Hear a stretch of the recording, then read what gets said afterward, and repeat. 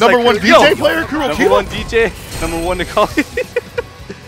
Let's go. Anyways, Chris T, many of you know him. He placed first at West Coast Warzone, got top 5 last week. Yes, sir. At Northwestern Majors. Let's see him do some work today. One of the most aggressive players we have in America.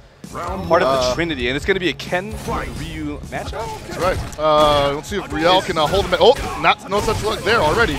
I'm going to guess that Chris is actually on Ken's side, and Royale is on the RYU side. There we go. There we go. So Royale with a nice early start. Royale just playing a little patient there. He let him jump in, and Chris didn't really make much out of it. And now he is. A little bit of jitteriness going on. That disrespect. Yeah, you gotta check him every now and then. I call that the air check. Yeah, you gotta make a statement when you're playing on the field. You gotta tell him you're not afraid. Throwing bad fireballs in front of me? I don't think so, buddy.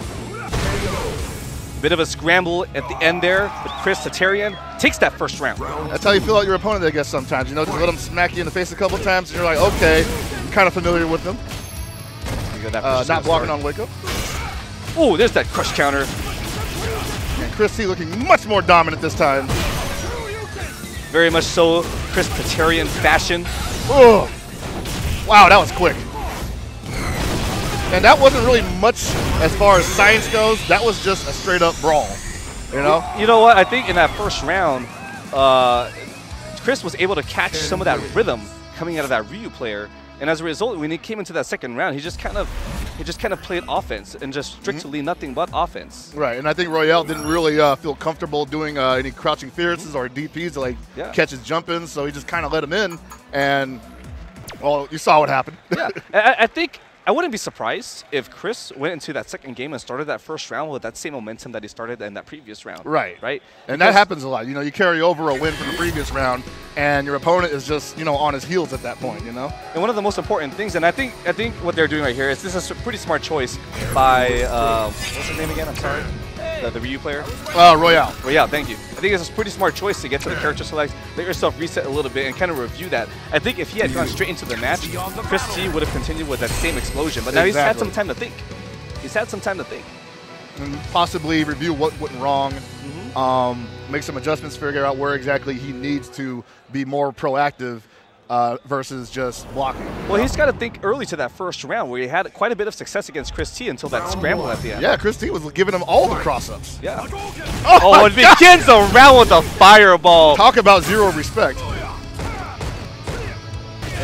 that fireball and that jump in, both signs of disrespect from both players. But one person comes out on top. And it's Chris. All right, what you got for him?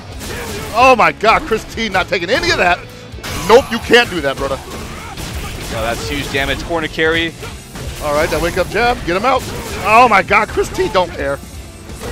Tatarian, please.